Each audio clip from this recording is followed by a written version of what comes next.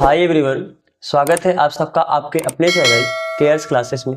आज के इस लेक्चर में हम सब देखेंगे क्लास 11th का मैथ, जिसमें इसके पहले वाले लेक्चर में हम सब प्रश्नावली 8.1 आपका कंप्लीट कर चुके हैं, जिसमें हम सब अनुक्रम तथा श्रेणी के बारे में पढ़े थे। आज के इस लेक्चर में हम सबको प्रश्नावली 8.2 का इंट्रो पार्ट करना होगा। लेकिन अब देखो, आपका जो पुराना बुक था उसमें 8.2 में समांतर श्रेणी और समांतर माध्य के बारे में दिया था और 8.3 में गुणोत्तर श्रेणी और गुणोत्तर माध्य था। लेकिन अब का नए सिलेबस के हिसाब से और नए बुक के हिसाब से आपका समांतर श्रेणी वो आपके सिलेबस से हटा दिया है, केवल आपको गुणोत्तर श्रेणी दिया है। यानी 8.2 में आपको किसको पढ़ना है? गुणोत्तर श्रेणी। लेकिन अभी इसके बाद आपको फिर से गुणोत्तर श्रेणी, गुणोत्तर माध्य और समांतर माध्य में संबंध पढ़ना होगा, तो वहां पर आपको समांतर माध्य का जरूरत पड़ेगा। तो हम थोड़ा सा समांतर श्रेणी और समांतर माध्य के बारे में पहले हल्का सा ब्रीफ इंट्रोडक्शन ले लेते हैं, फिर उसके बाद हम सब अपने इस पे आएंगे। तो ध्यान, आप क्लास 10th में पढ़े हो, अभी इसके पहले आपने अनुक्रम तथा श्रेणी पढ़ा, तो फिर क्लास 10th में आपने क्या पढ़ा था? अगर कोई एक अनुक्रम ऐसा हो जिसमें हर उत्तरोत्तर पद अपने पिछले या पुराने पद में कुछ एक ही संख्या जोड़ जोड़ कर बनी हो या एक ही संख्या घटा घटा कर बनी हो, इस प्रकार की श्रेणी को हम लोग क्या कहते हैं? समांतर श्रेणी। यानी हर दो क्रमागत संख्याओं के बीच में समान अंतर हो तो हम उसे कहते हैं समांतर श्रेणी। जैसे मान लो पहला पद एक है, आप इसमें 2 जोड़े तो आपको 3 मिला, फिर आपने इसमें 3 जोड़ा 5 मिला, फिर आपने इसमें 2 जोड़ा 5 मिला, फिर इसमें आपने 2 जोड़ा तो 7 मिला, फिर 2 जोड़ा 9 मिला। इस तरीके से आप आगे बढ़ते रहोगे तो ये आपका कौन सा अनुक्रम है? समांतर अनुक्रम। और अगर आप प्लस लगा के लिखोगे तो ये आपका कौन सा श्रेणी हो गया? समांतर श्रेणी। सब में 2 2 जोड़ा है कि नहीं जोड़ा है? एक अनुक्रम मान लो आपका ये है, या एक आपने इसमें 3 घटाया तो कितना आएगा? -2। फिर आपने इसमें 3 घटाया तो -5, फिर 3 कम किया तो कितना है? -8। ऐसे ऐसे अगर आप बढ़ते रहोगे तो ये जो श्रेणी है ये आपका ये भी समांतर श्रेणी ही है। क्यों? क्योंकि इसमें 3 घटाए, इसमें भी -3 किए, इसमें भी आप -3 किए, इस तरीके से आप ये जानते हो। तो यहाँ पर क्या है कि देखो, दो पदों के बीच में जो अंतर आ रहा है वो समान है कि नहीं है? इसमें आपने अगर इसमें आप 2 ज्यादा किए तो यहाँ पर भी 2 ज्यादा किए, यहाँ पर भी 2 ज्यादा, यहाँ पर आपने 3 कम करके तो यहाँ पर भी हर जगह आप 3 कम करते जा रहे हो, तो ये आपका कौन सा श्रेणी है? समांतर श्रेणी।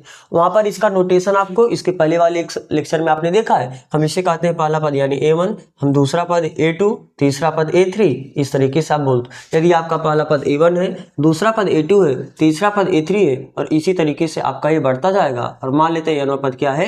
n है। तो किसी भी दो पदों के बीच में जो अंतर आता है उसे आप वहां पर क्या बोलते थे? सार्वंतर। क्या बोलते थे? सार्वंतर। और दर्शाते किससे थे? D। तो D होता क्या है? A2 में से आप A1 घटा सकते हो या A3 में से A2 घटाओगे तो भी वही ही आएगा, यानी ये कितना आ जाएगा? A3 minus A2। या अगले पद में से यानी चौथे पद में से आप तीसरा पद घटाओ तो ये सभी क्या आते हैं? बराबर आते हैं। वहां पर आपने देखा है nवां पद का फार्मूला क्या होता है इसके? A + n-1 into D. जहां a क्या है? ये जो पहला पद होता है इसे हम सिंपली कभी अक्सर a से डिनोट करते हैं। तो an बराबर a + n-1 इंटू डी का मतलब क्या है? a क्या है आपका पहला पद, n क्या है? वो पदों की संख्या जो आप निकालना चाहते हैं। अगर आपको 10वां पद निकालना तो इनका वैल्यू 10 है, आपको 20वां पद निकालना तो इनका वैल्यू 20 होगा, आपको 25वां पद निकालना होगा तो इनका वैल्यू क्या हो जाएगा? 25। और डी क्या होता है? सार्वंतर। यानी दूसरे पद में से पहले पद को घटाओगे जो आएगा वो, तीसरे पद में से दूसरे पद को घटाओगे जो आएगा वो आपका सार्वंतर है। फिर आप इसके n पदों के योग का भी फार्मूला देखा था, n/2 2a + n-1 into D. ये आपका किसी भी समांतर श्रेणी के n पदों का योग का फार्मूला होता था। या इसी को हम ऐसे भी लिख सकते थे n/2 a + l, जहां n क्या है? कुल पदों की संख्या। जैसे अगर आपको 1 से लेके 20 तक के पदों का योग ज्ञात करना है तो n का वैल्यू क्या हो जाएगा? 20। कितने पदों का योग ज्ञात करना है वो। a क्या है? पहला पद, और l क्या है? अंतिम पद। जैसे अगर आपको 20 पदों तक का योग निकालना है तो 20वां पद आपका अंतिम पद हो जाएगा, तो l क्या हो जाएगा? वही लास्ट टर्म यानी अंतिम पद। तो इतना आप क्लास 10th में पढ़ के आए हो। फिर एक होता है समांतर माध्य ना। समांतर माध्य क्या होता है? जैसे अगर किसी भी समांतर श्रेणी में कुछ पद है तो उनके किसी भी 2 पदों का माध्य लेना है, तो कैसे बताओगे? जैसे मान लो ये A1 है, A2 है, A3 है, A4 है, A5 है, इस तरीके से आपका ये आगे आगे पद बढ़ता जाए। तो अगर आपको इन दोनों पदों का माध्य समांतर माध्य बताना है तो जो समांतर माध्य होता है उसको हम लिखते हैं जैसे AM माने अर्थमेटिक मीन, यानी समांतर माध्य। मीन का मतलब माध्य होता है। आपने क्लास 10 में मीन मोड मीडियन पढ़ा है ना, माध्य माध्यिका बहुलक, तो वही आपका है। मीन का मतलब माध्य, अर्थ एक से अर्थमेटिक, अर्थमेटिक यानी समांतर, तो समांतर माध्य। बात समझ आ रहा है ना? तो समांतर माध्य का जिस दो पदों का समांतर माध्य लिखना होगा उन दो पदों को आप जोड़ो, लेकिन याद रखना ये बात कि दोनों पद क्रमागत होने चाहिए। जैसे अगर आप A2 और A3 का समांतर माध्य निकालना है तो A2 प्लस A3/2 कर दो। अगर आपको A4 और A5 का समांतर माध्य निकालना है तो A4 प्लस A5 अपान क्या कर दो 2। तो अगर मान लो एक पद आपका है A1 और एक पद आपका है A2, इन दोनों पद का अगर आपको समांतर माध्य निकालना है तो इन दोनों को जोड़ कर आप क्या कर दो आधा, ये क्या हो जाएगा? इन दोनों क्रमागत पदों का समांतर माध्य। बस समझ में आ रहा है ना? तो इस तरीके से आप समांतर माध्य निकालते हैं, तो आप इस बात को याद रखना क्योंकि इसका हमें आगे थोड़ा सा जरूरत पड़ेगा। अब हम चलते हैं अपने दूसरे श्रेणी यानी प्रश्नावली 8.2 गुणोत्तर श्रेणी की तरफ। गुणोत्तर श्रेणी में क्या होता है? नाम से स्पष्ट है। समांतर में क्या होता था? समान अंतर होता था। गुणोत्तर में क्या होगा? एक ही समान नंबर का क्या होगा? गुणा होगा। हर उत्तरोत्तर पद में, उत्तरोत्तर का मतलब समझ रहे हो ना, आगे हर अगले पद में एक ही नंबर का गुणा होते चला जाएगा। जैसे मान लो यहाँ पर आपका एक पहला पद है 2, आपने इसमें 3 का गुणा किया, कितना मिला? 2 3 6। फिर इसमें आपने 3 का गुणा किया तो कितना आ गया? 6 3 18, फिर 18 3 54। फिर आप ऐसे 3 का गुणा करोगे, 4 3 12, 5 3 15 16, ऐसे आप 3 का गुणा करते चले जाओगे। तो ये आपका जो अनुक्रम है आपका गुणोत्तर अनुक्रम है। और अगर इससे जो संगत श्रेणी बनेगा वो कौन सा श्रेणी हो जाएगा? गुणोत्तर श्रेणी। बात समझ में आ रहा है ना? तो अगर जितने का गुणा इसमें की, उतने का गुणा इसमें की, उतने का ही गुणा इसमें की, फिर उतने का ही गुणा उसमें करके अगला पद आप पाते चले जा रहे हो।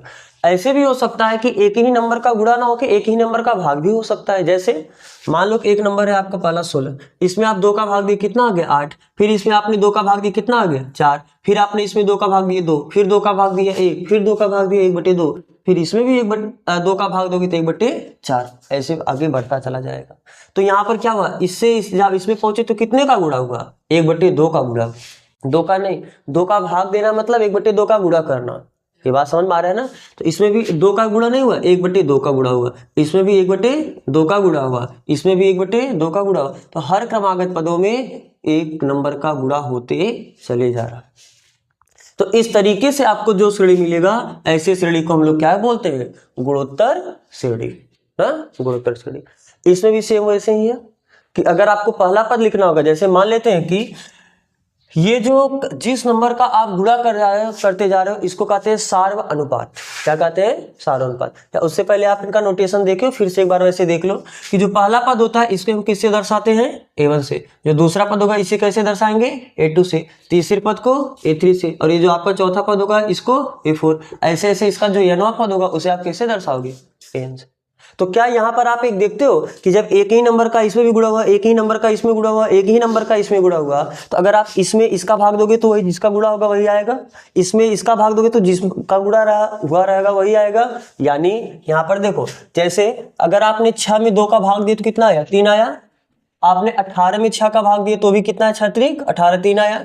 आपने 54 में 3 का भाग दिया तो 54 में आप 18 का भाग दोगे तो 18 3 54। यानी जब आप अगले पद में से उसके पिछले पद का भाग दोगे तो उस नंबर सेम आता जाता है, वही नंबर आता है। और ये कौन सा नंबर आ रहा है? जिसका आप बार बार गुणा करके लिखे हो। तो इसी नंबर को हम लोग कहते हैं क्या? सार्व अनुपात।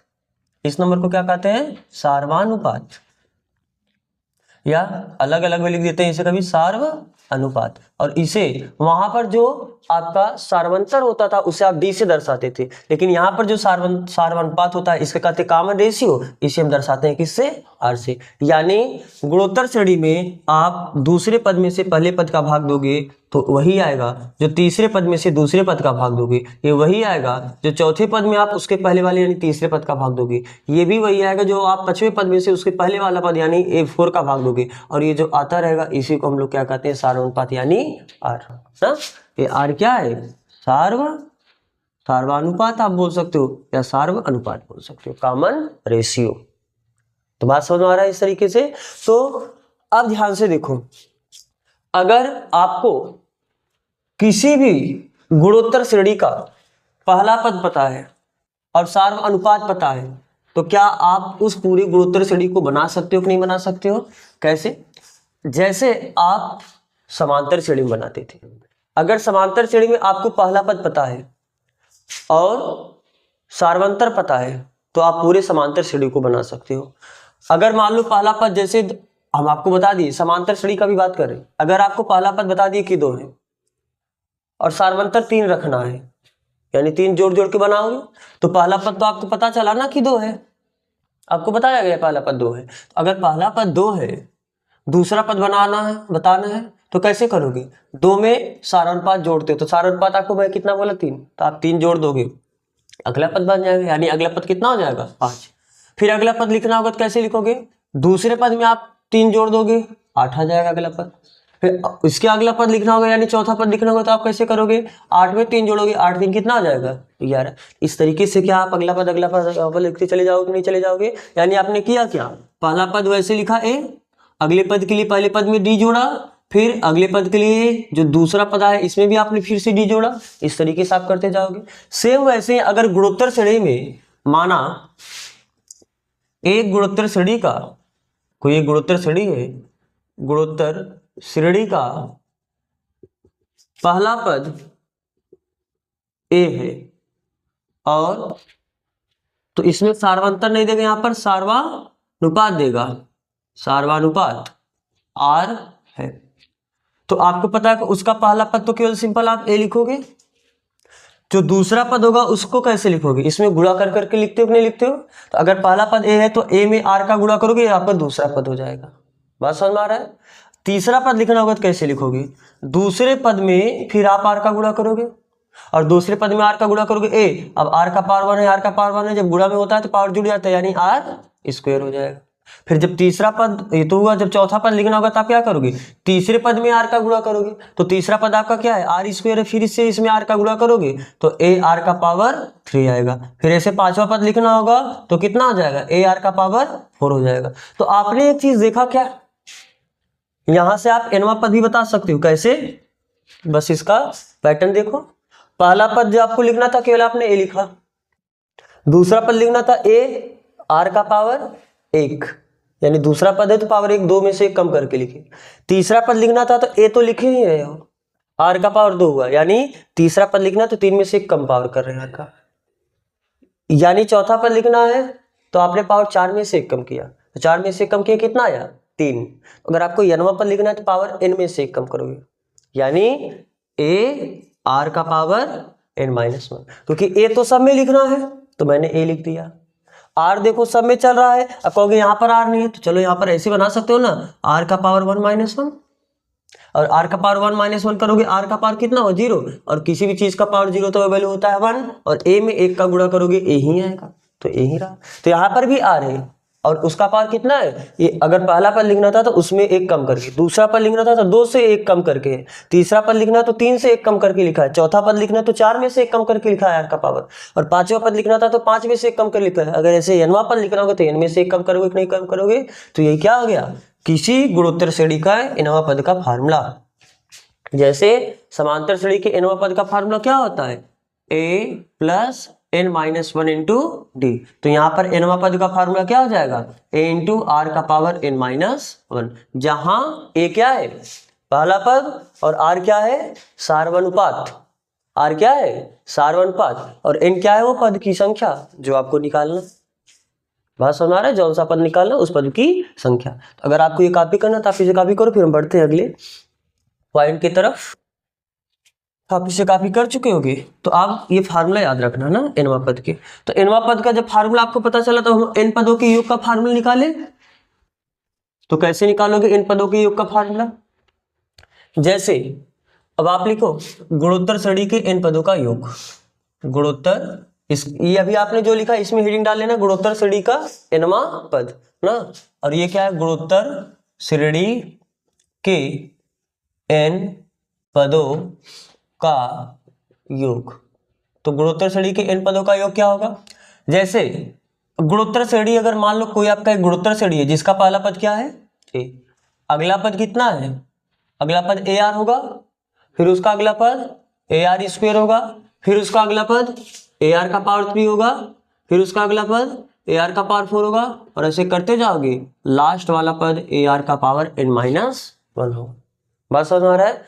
हमको क्या करना है, ये सभी जो पद है इन सभी पदों का योग निकालना है। तो मान लो जब इन सभी को आप जोड़ोगे तो कुछ न कुछ आएगा, और जो आएगा उसे हम बोलते हैं SN। SN का मतलब n पदों का योग, बोल सकते हो ऐसा ना। तो एक काम करते हैं, मान लेते हैं इसे समीकरण नंबर 1। अगर हम क्या करें, क्या दोनों साइड एक नंबर का गुणा कर सकते हैं, नहीं कर सकते हैं? तो दोनों साइड एक ही नंबर का गुणा करते हैं, और किसका? आर का। दोनों पक्षों में आर का क्या करने पर?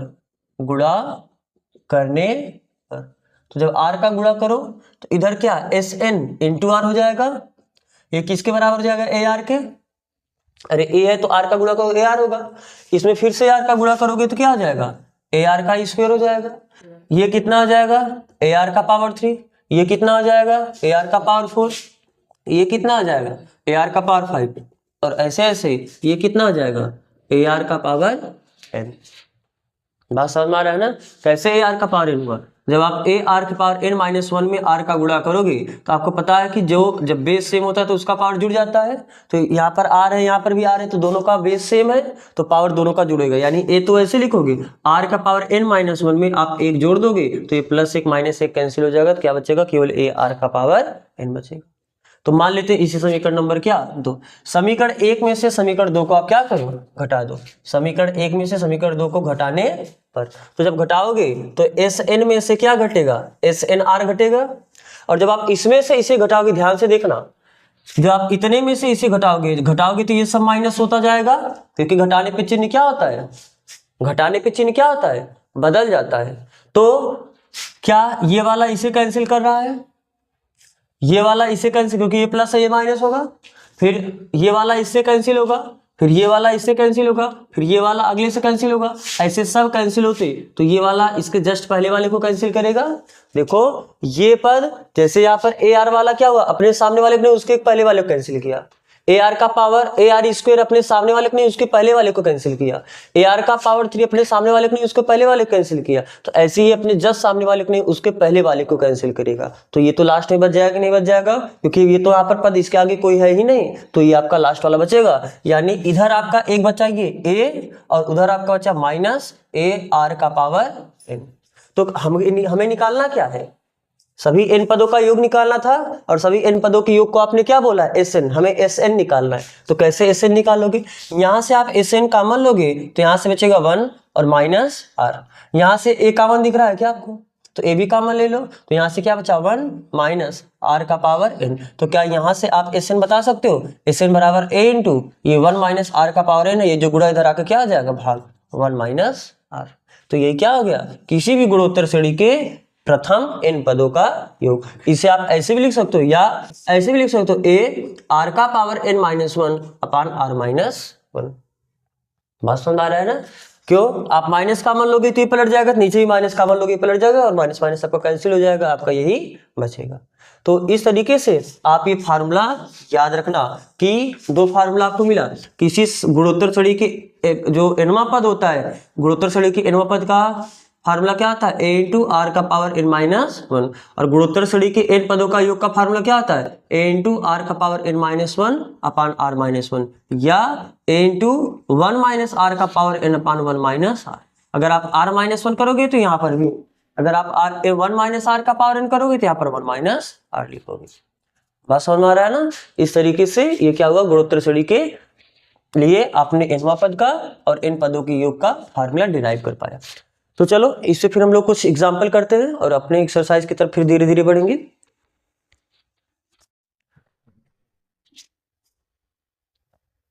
चलो उदाहरण नंबर 4।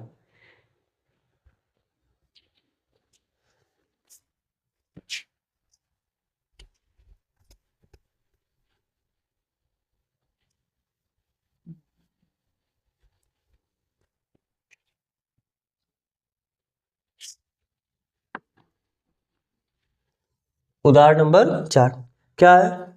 गुणोत्तर श्रेणी 5, 25, 125 ... इसका कौन सा पद निकालना है? एक 10वां पद निकालना है और एक nवां पद निकालना है। तो कैसे करोगे इसका 10वां पद? क्या ये गुणोत्तर श्रेणी में है? 5 का गुणा इसमें हुआ 25 हुआ, और 25 में फिर से 5 का गुणा 125 हुआ, एक ही नंबर का गुणा होते जा रहा है, तो यानी ये गुणोत्तर श्रेणी में है। तो जब गुणोत्तर श्रेणी में है तो सबसे पहले इसका पहला पद, क्योंकि या बताओ यहाँ से पहला पद को आप कैसे दर्शाते हो? ए से, ए बराबर कितना दिया है? 5। फिर आप क्या निकालते हो? सार अनुपात, सार अनुपात यानी आर, और सार अनुपात निकालने का तरीका क्या है? आप दूसरे पद में से पहले पद का भाग देते हो, तीसरे में भी से दूसरे का भाग दे सकते थे।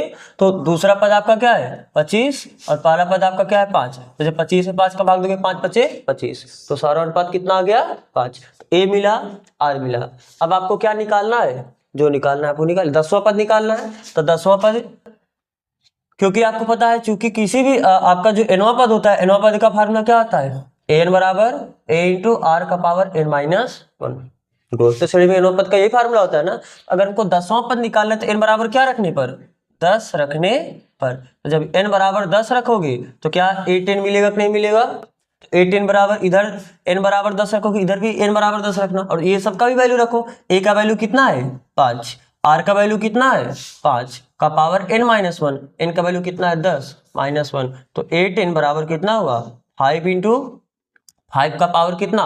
10 में से 1 घटाओ, कितना हो जाएगा? 9। तो फिर से देखो यहाँ पर 5 का पावर 1 है, और ये दशमलव नहीं, ये गुणा है, ये गुणा है ना। तो यहाँ पर 5 का पावर 1 है, यहाँ पर 5 का पावर 9 है। तो जब बेस से मोगत पावर जुड़ जाएगा, यानी a का पावर 10 निकालना है तो कितना हो जाएगा? 5 का पावर 10। अब 5 का पावर 10 निकालने के लिए 5 का 10 बार गुणा कर सकते हो, और जो आएगा वो आंसर लिख सकते हो। तो हम यहीं पर छोड़ते हैं इसे, 5 का पावर 10। बात समझ में आ रहा है ना?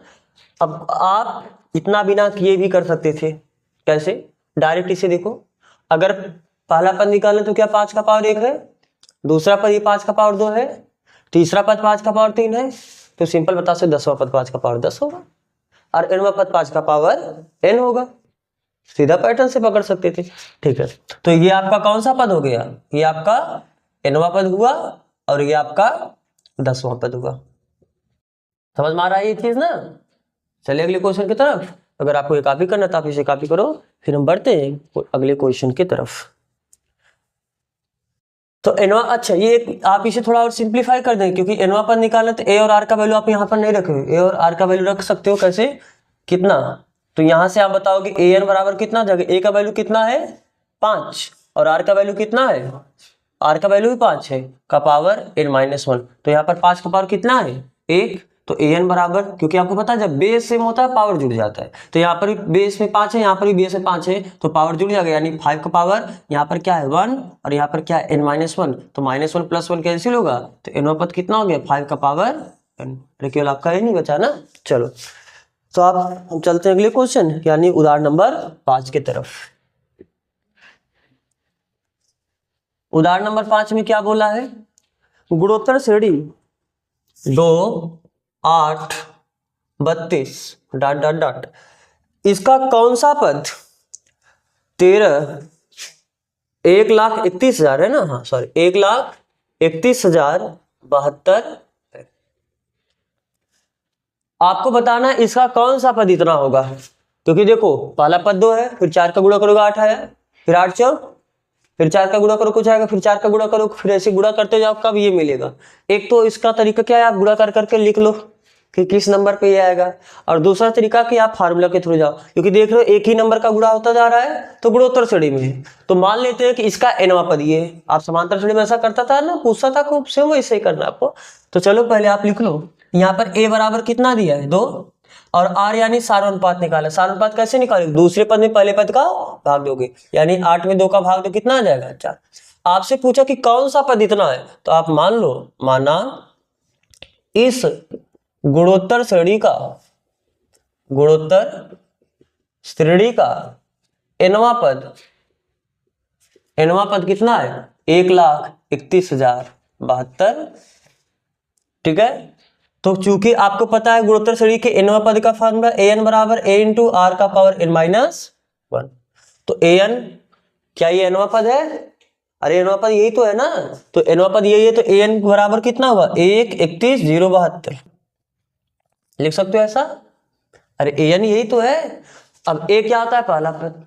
पहला पद कितना दिया है 2, आपसे इसमें n पूछा है, n ना कि an। काफी लोग ये सोच रहे होंगे कि an तो पूछा है, an नहीं पूछा, आपसे इसमें nवां पद नहीं पूछा है, आपको इसमें nवां पद दे दिया है। ये बात समझ रहे हो, आपको nवां पद दिया है तो nवां पद को आप an से लिखते हो, तो n पूछा कि किस नंबर पे आएगा, तो वो नंबर n होता है। तो r का वैल्यू कितना है 4, n का पावर n-1, n आपसे पूछा है, तो आप इसे 2 से काट के सिंप्लीफाई कर सकते हो क्या। तो जब आप ये 2 गुणा इधर आके क्या आ जाएगा भाग, तो जब इतने में 2 का भाग दोगे तो ये कितना आएगा 2 से काटो, 2 छक 12 बचा 1, 2 पचे 10 बचा 1 0, 2 पचे 10, फिर 2 तिहाई 6, 2 छक 12, ये बराबर 4 का पावर n-1। अब यहां से कैसे n का वैल्यू निकालोगे, क्योंकि इस साइड जो नंबर है वो 4 के पावर पे लिखा है, तो आपको इसको ही 4 के पावर पे लिखना पड़ेगा, तभी तो आप तुलना कर पाओगे। और जब ये भी 4 के पावर पे रहे, ये भी 4 के पावर पे रहेगा, तब तो आप बताओगे n का पावर n-1 किसके बराबर होगा। यानी जैसे आपको अगर 2 का पावर n ये बराबर होता है 2 का पावर 8, तब आप बताते हो n किसके बराबर है 8 के। या कभी 2 का पावर n-2 ये बराबर है 2 का पावर 8 के, तो आपको अगर n का वैल्यू बताना होगा तो कैसे बताओ, देखो यहाँ पर भी बेस 2 है, यहाँ पर भी बेस 2 है, तो आप पावर को बराबर कर सकते हो। तो यानी n-2 ये बराबर कितने को होगा 8, तो n बराबर कितना हो जाएगा -2 दे जाके क्या हो जाएगा +2, यानी n बराबर क्या हो जाएगा 10। अब यहाँ पर भी आपका 4 का पावर पे है, तो आप इसको भी क्या करना पड़ेगा 4 के पावर पे बनाना पड़ेगा, तभी तो आप तुलना कर पाओगे कि n-1 मतलब उसका जो पावर होगा इसके पावर के बराबर होगा। जब बेस सेम होगा तभी तो आप पावर का तुलना कर पाओगे। तो आप ये 4 का पावर कितना लिखोगे इतना आ जाएगा।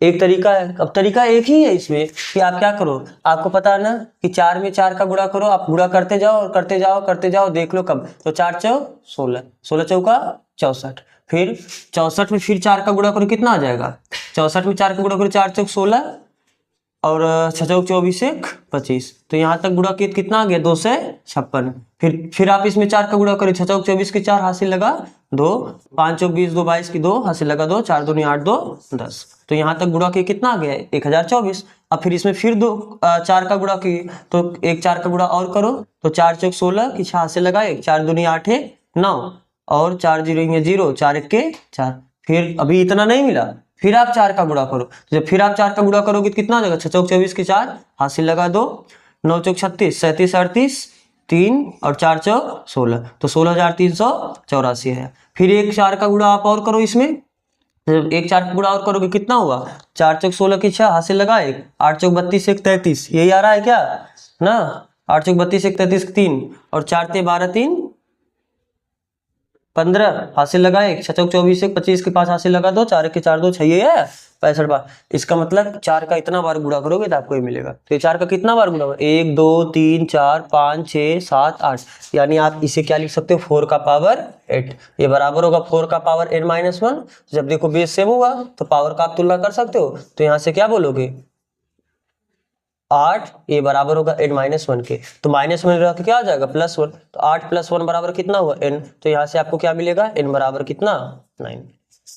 बात समझ आ रहा है ना, तो यानी 9वें पद पे ही आएगा, क्योंकि आपने यही तो माना इस गुणोत्तर श्रेणी का nवां पद इतना है, तो n का वैल्यू कितना है 9, यानी 9वां पद इतना है। हो गया आपका काम, तो आप एक लाइन लिख सकते हो, अतः इस गुणोत्तर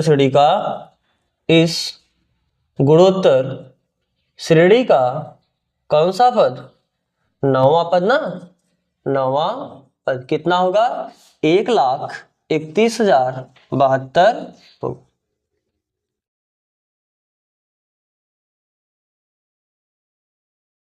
चलो अब हम चलते हैं अगले क्वेश्चन, यानी क्वेश्चन नंबर उदाहरण नंबर 6 पे। उदाहरण नंबर 6 में क्या बोला है कि एक गुणोत्तर श्रेणी में तीसरा पद 24 तथा छठवां पद 192 है। तीसरा पद कितना बोला है 24 है और उसका जो छठा पद है वो 192 है। तो 10वां पद उसका ज्ञात करना है, यानी आपको 18 बताना। तो कैसे, ध्यान से देखो, चूंकि आपको दिया है A3, क्योंकि आपको पता है ना an बराबर a r का पावर n-1, तो इसलिए A3 को आप क्या लिखोगे, क्योंकि आपको उस समांतर श्रेणी का पहला पद और सार्वधानुपात नहीं पता है, तो हम मान लेते हैं कि उसका पहला पद A है और सार्वधानुपात R है। आप लिख सकते हो एक लाइन कि माना गुणोत्तर श्रेणी का सॉरी समांतर हम बोल दिए थे इसके पहले, वो गुणोत्तर होगा। माना गुणोत्तर श्रेणी का पहला पद ए तथा सार्वनुपात कितना है, आर। अगर पहला पद ए है और सार्वनुपात आर है तो an पद का फार्मूला ये होता है, a इंटू आर का पावर n माइनस 1। तो इस फार्मूले से अगर आपको, क्योंकि a3 तीसरा पद दिया कि नहीं दिया है, तो यहां से बताओ इसलिए तीसरा पद कितना हो जाएगा, a r का पावर n की जगह कितना रखना है 3 माइनस 1। तो यहां से आपको क्या मिला, और a3 का वैल्यू सवाल में क्वेश्चन में दिया है कि a3 का वैल्यू कितना है 24, तो 24 बराबर हुआ a r का स्क्वायर। मान लेते हैं इसे समीकरण नंबर 1। एंड a10 बराबर क्या हो जाएगा, क्योंकि आप n बराबर 10 रखोगे तो a10 मिलेगा, तो a10 बराबर होगा a इंटू आर का पावर 10 माइनस 1, यानी a10 का वैल्यू आपको 6 दिया है ना, a6, तो यहाँ पर आप 6 रखना। तो a6 बराबर कितना हो जाएगा, a इंटू आर का पावर 6 माइनस 1, और a6 है कितना 192, ये बराबर हो जाएगा a r का पावर 5। इसे मान लेते हैं समीकरण नंबर 2।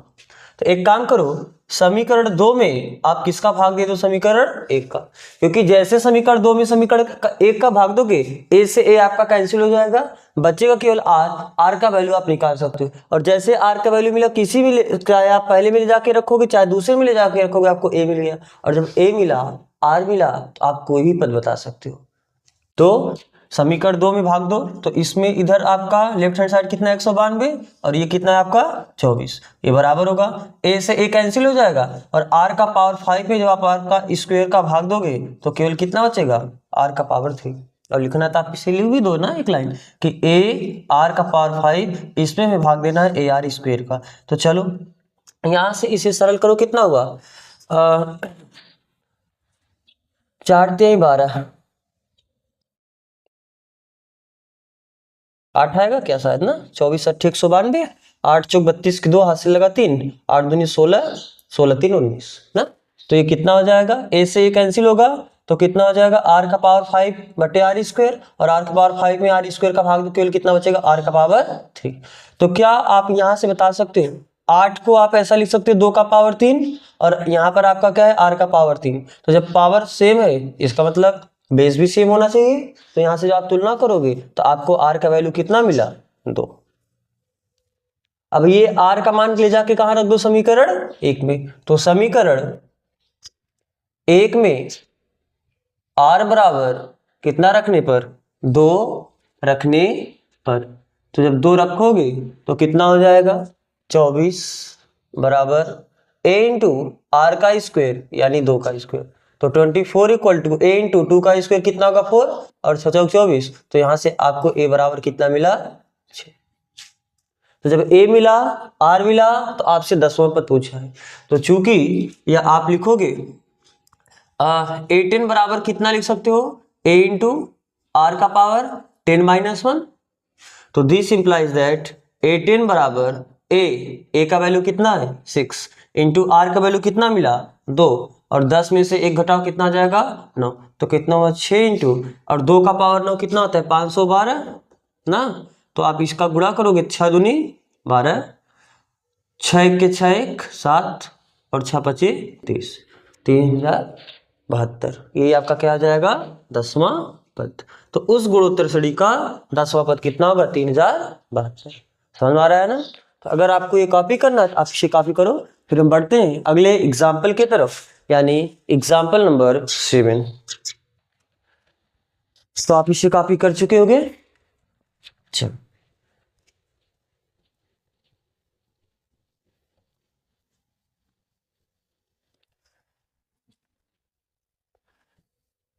एग्जाम्पल 7, क्या है एग्जाम्पल 7, गुणोत्तर श्रेणी 1 + 2/3 + 4/9 + ... ऐसे आगे के प्रथम n पदों का योग तथा प्रथम 5 पदों का योगफल ज्ञात कीजिए।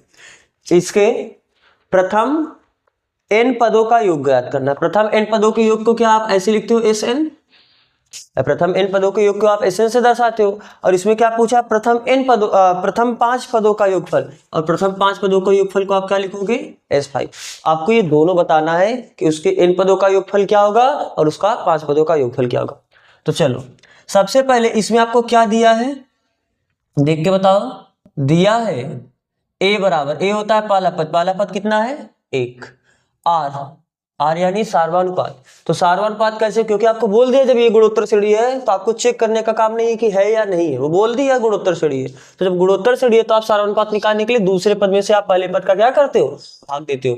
तो 2/3 में जब 1 का भाग दोगे तो 2/3 ही रहेगा। तो a का वैल्यू पता है, r का वैल्यू पता है, तो आपको n पदों का योगफल का फार्मूला क्या पता है, क्योंकि Sn बराबर क्या होता है, a इंटू r का पावर n-1 अपान r-1। तो कितना हो जाएगा, ये a का वैल्यू कितना है 1 इंटू r का वैल्यू कितना है 2/3, इसका पावर कितना करना है n-1 अपान r-1 यानी 2/3 -1। तो कितना हो जाएगा, ऊपर 2/3 का पावर n-1 बचा, क्योंकि 1 का गुणा करोगे वही रह जाएगा, और ये बटे 1 करोगे जब इसमें तो इसका गुणा इसमें, इसका गुणा इसमें, इसका गुणा इसमें। तो 2 का गुणा इसमें करोगे 2 1 के 2, माइनस इसका गुणा इसमें करोगे 3 1 के 3, और इसका गुणा इसमें करोगे 3। तो कितना आ गया, ये 2/3 का पावर n-1 अपान 2 में से 3 घटाओगे तो -1/3। कर सकते हो ऐसा ना। तो आप ये 3 का तो गुणा ऊपर हो जाएगा, तो यानी आप इसे लिख सकते हो -3, क्योंकि माइनस भी है -3, और 1 का भाग दोगे उससे कोई फर्क पड़ेगा नहीं। तो कितना जाएगा, -3 इंटू 2/3 का पावर n-1। ठीक है, ये 3 है। तो ये क्या हुआ, n पदों का योग, Sn मिला। आपसे क्या पूछा है, आपको 5 पदों का भी योग बताना है। तो अगर n बराबर 5 रख दोगे तो आपको 5 पदों का योग मिल जाएगा। तो क्या आप लिख सकते हो इसके आगे, n बराबर कितना रखने पर, 5 रखने पर, कहां पर, इसे आप कुछ एक मान लो, तो समीकरण 1 में आप बोल दो, समीकरण 1 में n बराबर 5 रखने पर, तो रखो S5 हो जाएगा। n बराबर 5 रखोगे 5 पदों का योगफल, ये बराबर हुआ -3 इंटू 2/3 का पावर n यानी 5 -1। तो कितना हो जाएगा, -3 इंटू 2 का पावर 5 करोगे, 2 दूनी 4 दूनी 8 दूनी 16 दूना 32। तो ये कितना हो जाएगा 32, और बटे 3 का पावर 5 करोगे, 3 3 का 9 3 27 3 81 300 2 से 43 ना। तो कितने जगह 2 से 43 -1। तो कितना हुआ, -3 इंटू 32 -2 से 43 बटे 2 से 43। तो कितना हो गया, -3 इंटू 3 में से 2 घटाओगे 1 आएगा, 4 में से 3 1 आया, और यहाँ पर 2 आया, तो -2 से 11 बटे 2 से 43। और आपका 2 से 43 3 से कटता है, 21 3 करो थे तभी तो 243 आया था ना। तो कितना हो जाएगा, 21 और माइनस माइनस प्लस, तो ऊपर बचा 2 से 11 और नीचे क्या बचा 81, 81 343 और 2 से 43। तो ये आपका भी कैंसिल 8 1 9 ये 3 से कट रहा है, 2 1 3 1 4 ये 3 से नहीं कट रहा है, तो आपका ये आंसर हो जाएगा 211/81। तो ये 5 पदों का योगफल हुआ। तो चलो फिर हम चलते हैं, आपको ये पहले कॉपी करना था, आप इसे कॉपी कर लो, फिर हम बढ़ते हैं अगले एग्जाम्पल की तरफ, यानी एग्जाम्पल नंबर 8।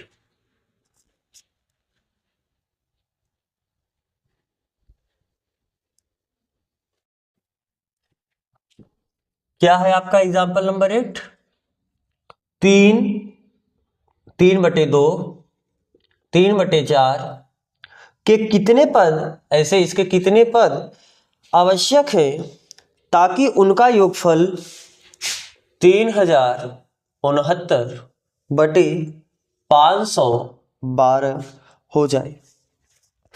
आपसे पूछा कि हम इतने का ऐसे कितने पद ले ले कि ताकि उन सभी को जोड़े उनका योग कितना हो जाए, इतना हो जाए।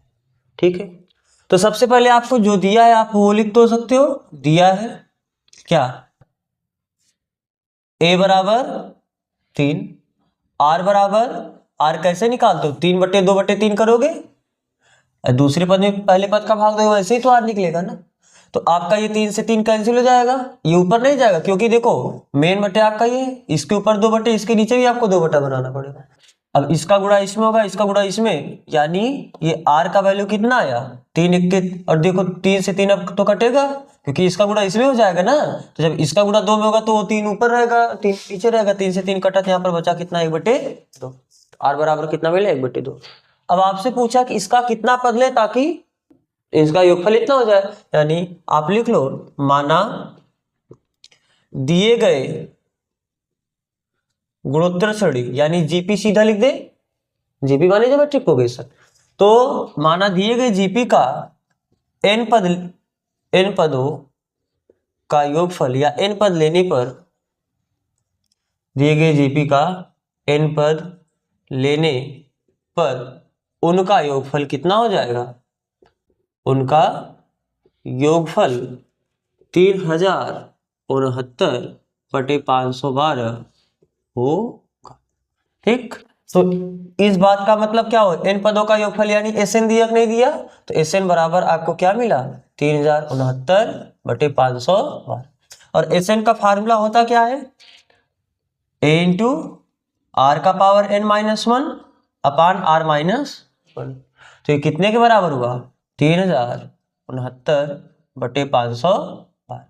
तो यहां से आप जो वैल्यू आपको मिला रखो, a का वैल्यू 3 है, r का वैल्यू कितना है 1/2 का पावर n-1 बटे r-1 यानी 1/2 -1 बराबर 3069/512।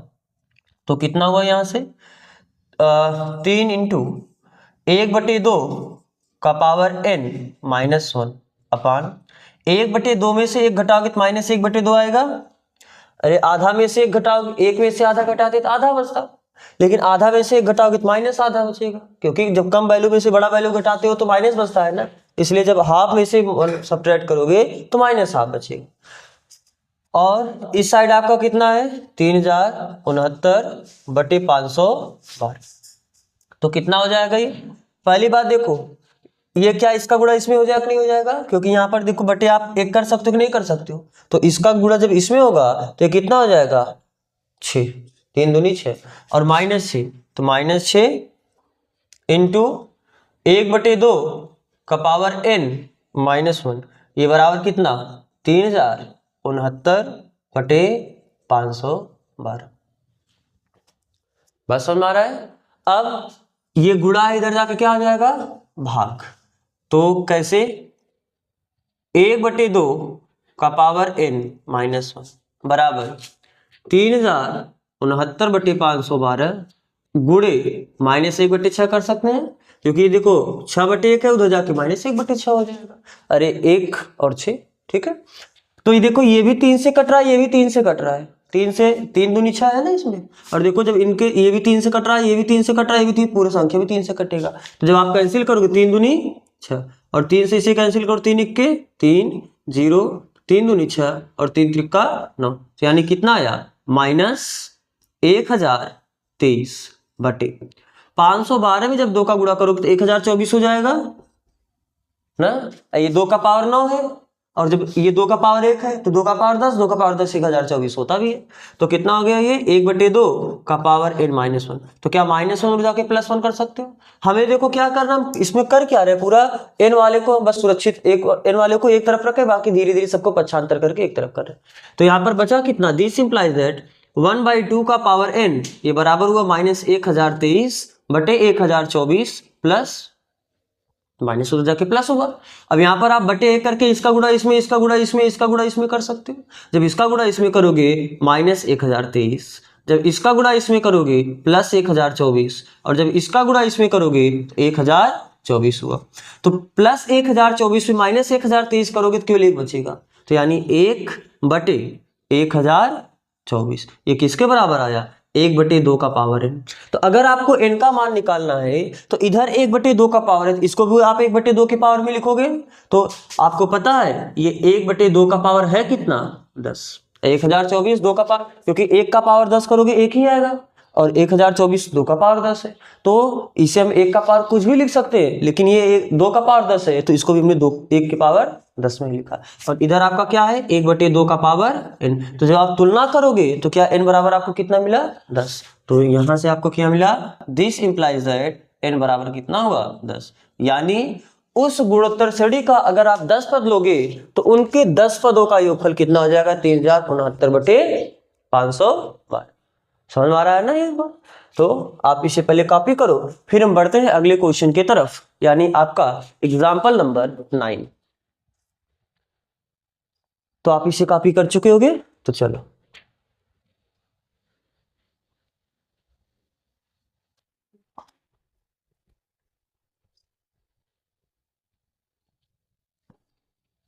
Example number 9। क्या एग्जाम्पल नंबर 9? एक गुणोत्तर श्रेणी के प्रथम 3 पदों का योगफल 13/12 है। आपको क्या बोला कि प्रथम 3 पदों का योगफल यानी S3, यानी पहला पद प्लस दूसरा पद प्लस तीसरा पद, ये कितना है 13/12, तथा उनका गुणनफल 1 है। ये आप इसे करेक्ट करना, ये 1 ना होके -1 होगा। तो आपको बोला है कि इनका गुणनफल यानी पहला पद गुणे दूसरा पद गुणे तीसरा पद, ये कितना है -1 है। तो सार अनुपात यानी R बताना है, और इनके पदों को ज्ञात करना, यानी पहला पद दूसरा पद तीसरा पद, आपको ये सब भी बताना है। ठीक, चलो एक बात आप याद रखना, जब गुणोत्तर श्रेणी में पदों के गुणनफल का बात आ जाए, मतलब 3 पद हो 5 पद हो 7 पद हो, इस तरीके से जब पद आएंगे तो आप, और पदों के गुणनफल का बात करेगा तो आप हमेशा इस तरीके से मानना। जैसे अगर 3 पद के गुणनफल का बात करेगा तो 3 पद का मतलब पहला पद होगा, फिर दूसरा पद होगा, फिर तीसरा पद होगा, तो जो बीच वाला पद होगा उसी को आप क्या मानना, एक इधर छोड़ो एक इधर छोड़ो, बीच वाला ये आपका दूसरा पद होगा, इसे आप क्या मान लो ए। तो जब अगला पद लिखना होगा तो R का गुणा कर दोगे, और जब इसके पिछला पद लिखना होगा तो आप क्या करोगे, R का भाग दोगे। अभी भी तो गुणोत्तर श्रेणी में देखो, आप इसमें R का गुणा कर दो, R से R कैंसिल होगा, ये मिल जाएगा। आप इसमें R का गुणा करोगे तो आपको ये मिल जाएगा। तो गुणोत्तर श्रेणी में ये होता है ना कि एक ही नंबर का गुणा होते होते जाता है, तो R का गुणा इसमें किया ये मिला, R का गुणा इसमें किया ये मिला, तो अभी भी आपका सार अनुपात क्या है R। ऐसा इसलिए किया क्योंकि जब आप ऐसा करोगे और तीनों पदों का गुणा करोगे तो R से R क्या आ जाएगा कैंसिल, और आपका केवल क्या बचेगा A। अगर कभी आपको 5 पदों के गुणनफल का बात करेगा तो भी आप ऐसे ही करोगे। कैसे, जैसे मान लो 5 पदों के गुणनफल का बात कर रहा है तो 5 पद में A1 A2 A3 A4 और A5, यही होगा कि नहीं होगा। तो जब 5 पद का बात है तो जो बीच वाला है उसी को आप क्या मानो, A मानो। तो इसके अगला लिखना होगा तो क्या हो जाएगा AR, और अगला फिर लिखना होगा तो AR स्क्वायर। इसके पिछला वाला पद लिखना होगा तो A/R, और फिर इसके पिछला वाला लिखना होगा तो A/R स्क्वायर। और जब आप गुणा करोगे तो R से R कैंसिल, R स्क्वायर से R स्क्वायर कैंसिल, आपका फिर क्या बचेगा केवल A। तो जब भी पदों के गुणनफल का बात करेगा 3 पद 5 पद 7 पद 9 पद, इस तरीके से, फिलहाल आपको इतना पद नहीं देगा, तो जब भी इस तरीके से विषम पद 5 3 7 इन सब का दे और उनके गुणनफल का बात करें तो आप हमेशा जो बीच वाला पद होगा उसको ए मानना, आगे R का गुणा करके लिखते जाना, और पीछे का पद लिखने के लिए R का भाग देते लिखते जाना। बात समझ में आ रहा है ना। तो फिलहाल आज हमने 3 पदों का बात किया है, तो 3 पदों के लिए हम क्या करते हैं, पहले पद को A/R, दूसरे पद को A, और तीसरे पद को क्या मानते हैं AR मानते हैं। तो लिखो क्या माना, GP का पहला पद A/R, या आप ऐसे लिख दो, माना पहला दूसरा तथा तीसरा पद क्रमशः क्या है A/R, क्रमशः A/R A तथा क्या है A/R। पास हमारा, तो आपको बोला क्या है, चूंकि A1 A2 A3 बराबर है -1 के, तो A1 का वैल्यू है कितना A/R, A2 का वैल्यू कितना है A, और A3 का वैल्यू है कितना AR, ये बराबर है -1 के, तो R से R कैंसिल हुआ, तो A3 बराबर कितना आया -1। तो क्या यहां से आप बता सकते हो A बराबर -1, क्योंकि -1 का पावर 3 करोगे तभी तो -1 आएगा ना, तो A का वैल्यू में कितना रखना पड़ा -1। बात समझ आ रहा है ना। तो यहाँ से आपको क्या मिला, a बराबर -1। लेकिन आपको एक 3 पद भी पूछा है और r भी पूछा, तो r कैसे मिलेगा। आप ये a का वैल्यू कोई समीकरण होता है तो उसमें ले जाके रखते हैं, लेकिन अभी कोई समीकरण ही नहीं, तो एक समीकरण आपको यहाँ से मिल सकता है, a1 + a2 + a3 बराबर। तो चूंकि आपको दिया है क्या, s3 बराबर 13/12 और s3 का मतलब a1 + a2 + a3 ये बराबर 13/12 और a1 आपने माना क्या है, पहला पद a/r, दूसरा पद क्या माना है a और तीसरा पद क्या माना है ar। ये किसके बराबर है, 13/12 के। तो क्या आप a ऊपर से कॉमन ले सकते हो, तो जब a कॉमन लोगे तो 1/r + 1 + r ये किसके बराबर हुआ, 13/12। और a का वैल्यू आप जानते हो -1 ला के इसमें रखो तो कितना हो जाएगा, ये -1 इंटू, देखो बटे 1 करके इनका लसन लोगे तो कितना आ जाएगा r का r में भाग दोगे 1, जो 1 आया इसका इसमें गुणा किए 1 प्लस 1 से r में भाग दिए तो r आएगा और r का 1 में गुणा करो कितना आ जाएगा, यही तो करते हो ना, लसन लेते हो हरों से भाग देते हो, जो आता है उसका अंश में गुणा करते हो। अब 1 से r में भाग दोगे तो फिर आएगा r और r का r में गुणा करो क्या आ जाएगा, r²। और यहाँ पर इस साइड आपका कितना बचा है, 13/12। तो क्या ये माइनस हम उधर लगा सकते हैं, नहीं लगा सकते, तो यहाँ से आप इसे क्या लिख सकते हो, 1 + r + r² = -13/12r। बात समझ में आ रहा है ना। हमने इस r को भी इधर लिख लिया और ये जो 12 है क्या हम इसका इसमें इधर गुणा भी तो कर सकते हैं, अरे 12 का इधर गुणा भी तो कर सकते हैं। तो जब 12 का इधर गुणा करो कितना आ जाएगा, तो ये 12 हो जाएगा, 12 के 12 और ये आपका जब 12 का r में गुणा करो कितना आ जाएगा, 12r और जब 12 का r² में गुणा करो तो कितना आ जाएगा, 12r²। तो इसे थोड़ा सही से लिखते हैं, ये कितना हो जाएगा, हमने क्या किया है 12 का इधर गुणा किया 12 के 12, 12 का r में गुणा किया 12r और 12 का r² में गुणा किया 12r² और r का इसमें गुणा हो जाएगा कितना आ जाएगा 13r और मैंने ये माइनस इधर लगा दिया, नहीं दिक्कत होना चाहिए आपको। तो यहाँ से क्या मिला, तो द्विघात समीकरण दिख रहा है कि नहीं दिख रहा है, यहाँ पर देखो r का स्क्वायर है तो 12r² हम सबसे पहले लिखते हैं प्लस 12r, अच्छा r वाला पद इधर भी है तो -13 इधर आके कितना आ जाएगा, +13r और यहाँ पर भी आपका क्या बचा है, +12 बराबर 0। तो यहाँ से आपको क्या मिला, 12r² और 13r में 12r जोड़ो कितना आ जाएगा, 25r + 12 बराबर 0। अब आपको ये गुणनखंड करना है, यहाँ से आपको r का मान निकालना है। तो r का मान कैसे निकालोगे, देखो या तो आप इसको 2 भाग में तोड़ो, अब 12 बराबर यहाँ पर क्या है 144, तो 144 को आपको ऐसे 2 भाग में तोड़ना है कि उनका जोड़ने घटाने के बाद कितना आएगा 25। तो आप ऐसे सिंपल नहीं इसे कर पाओगे, तो हम क्या करते हैं द्विघात सूत्र से यानी श्रीधराचार्य के सूत्र से इसका मूल निकालते हैं। तो श्रीधराचार्य के सूत्र के साथ जब जाओगे तो क्या हो जाएगा, r बराबर -b + -√b² - 4ac/2 यही होता है ना।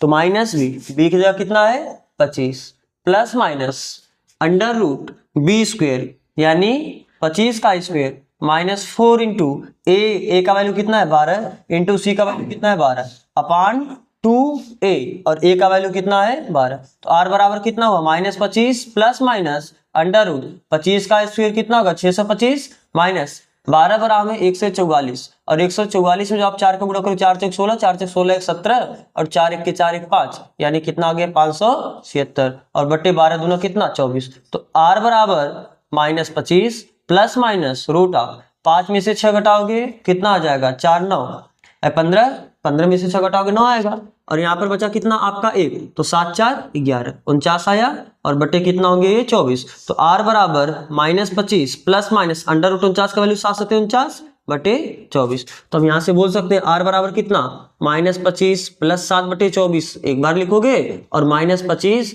माइनस 7 बटे 24 एक बार लिखोगे। बात समझ में आ रहा है ना। तो कितना हुआ ये हम इसको यहाँ पर ऊपर लिखते हैं, ध्यान से देखना। तो r बराबर यहाँ से आपको क्या मिला -25 में जब +7 करोगे तो कितना हुआ 18 बचेगा -18 तो -18 बटे 24 और ये 6 से कट रहा है तो r बराबर कितना 6 त्रिक 18 और 6 चौक 24 यानी -3 बटे 4 और यहाँ से कितना मिला आपको -25 में -7 करोगे 7 5 12 यानी -32 बटे 24 ना। तो ये 2 से कटेगा या 16 दूना 32 से 4 से काटो तो 8 चौक 32 और 8 त्रिक 24 8 से काटो ना तो कितना हुआ 8 चौक 32 और 8 त्रिक 24 यानी -4 बटे 3। बात समझ में आ रहा है ना। तो एक सार्वंतर आपको यहाँ पर दो दो सार्वंतर मिला, क्योंकि द्विघात समीकरण था तो दो वैल्यू आपको मिलना ही था। तो आर का वैल्यू ये मिला और आर का वैल्यू आपको ये मिला। तो आपसे आर पूछा था तो आपने आर बता लिया। आपको a1 a2 a3 पूछा है। a1 है क्या, a1 को आपने क्या माना है, a बटे आर। तो चूंकि ये आप आर का एक आंसर होगा, आर बराबर ये भी होगा। a1 बराबर कितना है, चूंकि a1 बराबर है कितना, a बटे आर। तो ये a का वैल्यू आपको पता है कितना, -1 बटे 3/4। तो ये कितना आ जाएगा, और r का वैल्यू -3 बटे 4 है ना, तो माइनस से माइनस कैंसिल हुआ, तो ये कितना आ जाएगा +4/3। अगर आप r का वैल्यू ये लेके चल रहे हो। फिर a2 निकालना होगा। a2 आपका कितना है, a2 तो a ही है, और a का वैल्यू आपको कितना मिला है, -1। और अगर आपको a3 निकालना होगा तो a3 कितना आपने माना है, a इंटू आर। तो a इंटू आर, a का वैल्यू -1 है और r का वैल्यू आपने कितना लिया, -3/4। तो माइनस माइनस प्लस, ये कितना हो जाएगा 3/4। a1 a2 a3 मिला।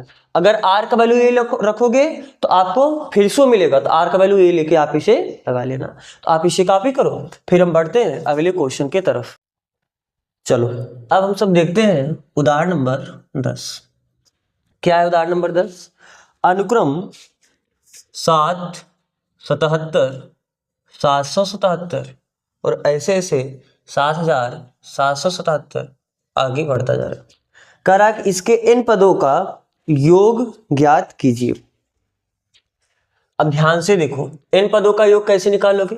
n पदों का योग निकालने के लिए यानी Sn, और Sn का मतलब होगा क्या, 7 + 77 + 777 + 7777, और ऐसे ऐसे आपको कहां तक जाना है, n पदों तक। बात समझ में आ रहा है। तो ध्यान से देखो, अब यह तो ना तो डायरेक्ट आपको एपी दिख रहा होगा और ना ही आपको डायरेक्ट जीपी दिख रहा है, क्योंकि साथ में 11 का गुणा करोगे ये आएगा 11 से 77। लेकिन 77 में 11 का गुणा करो फिर ये नहीं आएगा, क्योंकि 77 में 11 का गुणा करो कितना आएगा, 77 77 यानी 7 7 7 14 और 7 1 8 847 आए। फिर आगे या तब मिला ही नहीं, यहीं पर ब्रेक हो गया। तो यहाँ पर हम क्या करते हैं, ध्यान से देखना, हम एक काम करते हैं, 7 कॉमन लेते हैं। तो जब 7 कॉमन लोगे तो यहाँ से क्या बचेगा, 1, और यहाँ बचे क्या, कितना, 11 7 77, यहाँ पर आपका 111 बचेगा, यहाँ पर आपका 1111 बचेगा। और ऐसे ऐसे में कहां तक जाना है, n पदों तक। बात समझ आ रहा है। अभी भी देखो, इसमें 11 का गुणा हुआ होगा, इसमें 11 का गुणा होगा, अभी भी ये आपका जीबी में नहीं है।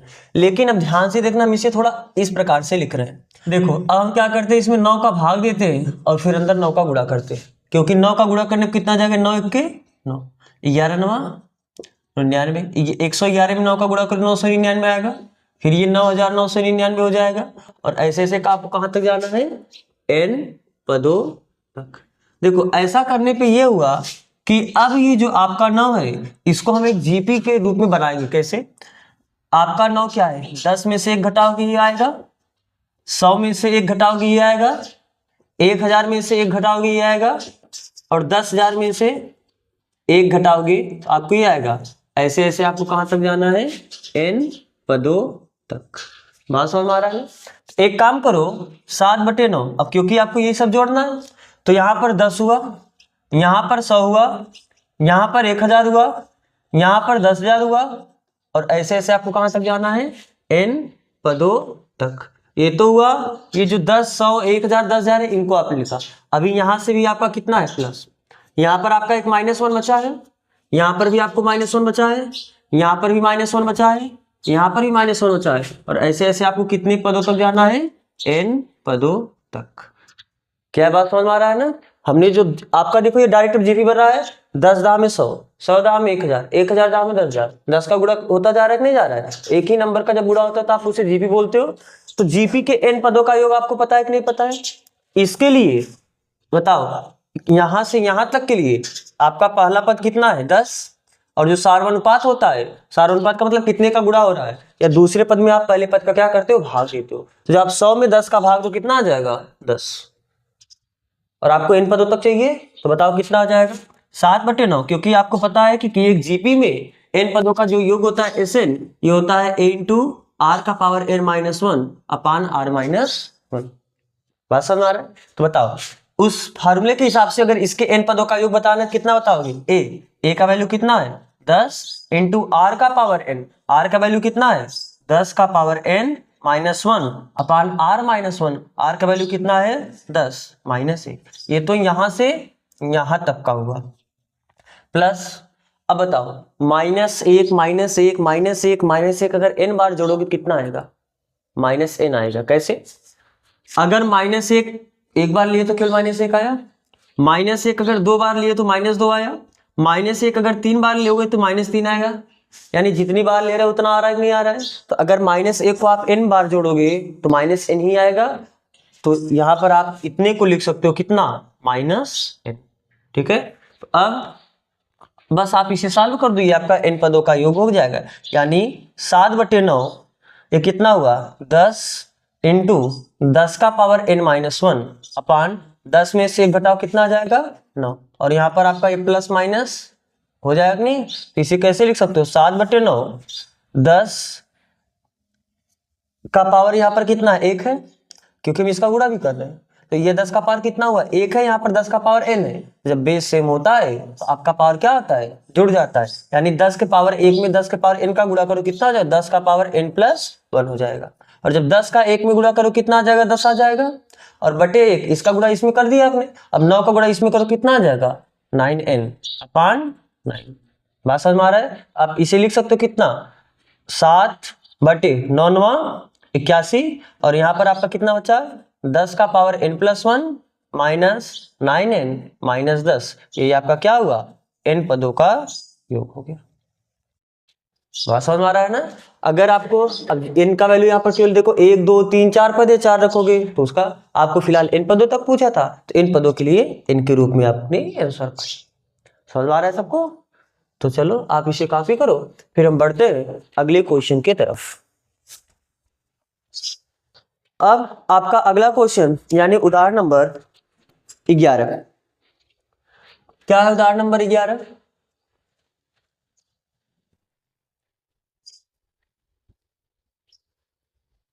आपसे बोला है एक व्यक्ति की 10वीं पीढ़ी तक पूर्वजों की संख्या कितनी होगी, जबकि उसके 2 माता पिता, 4 दादा दादी, 8 परदादा परदादी तथा आदि हैं।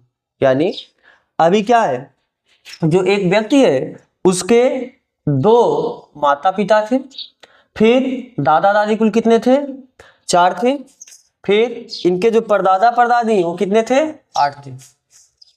उनके पहले जो रहा होगा 16, उनके पहले जो रहा होंगे 32।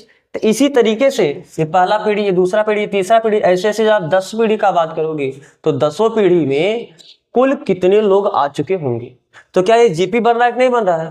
तो यहाँ पर एक ऐसा जीपी बनेगा जिसका पहला पद कितना होगा a = 2, पहला पद 2 है, और इसका जो सारोनुपात है 2 का गुणा होते जाएगा। अरे दूसरे पद में पहले पद का भाग देते हो तो जब 4 में 2 का भाग तो कितना आ जाएगा 2 आ जाएगा। a = 2 हुआ और r बराबर भी 2 हुआ। फिर उसके बाद आपको कुल कितने पद का 10 पीढ़ी तक जाना है, यानी जो पदों की संख्या चाहिए वो कितनी चाहिए 10। आपको 10 पदों का योग चाहिए, यानी S10 आपसे पूछा है। तो ध्यान से देखो, चूंकि आपको ये फार्मूला पता है ना Sn = a × r का पावर n-1 अपान r-1, तो यहां से आप बता सकते हो कितना S10 बराबर a का वैल्यू कितना है 2, r का वैल्यू कितना है 2, n का वैल्यू कितना है 10 -1 अपान r-1 यानी 2 - 1। तो यहां से क्या हुआ S10 बराबर कितना हुआ 2 × 2 का पावर 10 कितना होता है 1024 -1, और 2 में 1 का भाग 2 में 1 घटाओगे 1 ही आएगा। तो यहाँ पर बचा कितना S10 बराबर 2 × 1024 में 1 घटाओगे कितना आ जाएगा 1023, और S10 बराबर 1023 में जब आप 2 का गुणा करोगे कितना आ जाएगा 2046। यानी उसके पिछले 10 पीढ़ियों में कुल कितने लोग रहेंगे 2046, 10वीं पीढ़ी मिला के 2046 लोग रहेंगे। ठीक है, तो चलो आपको ये कॉपी करना था आप कॉपी करो, फिर हम देखते हैं इसका अगला कॉन्सेप्ट। अब इसका अगला कॉन्सेप्ट क्या है गुणोत्तर माध्य। चलो क्या होता है गुणोत्तर माध्य? गुणोत्तर माध्य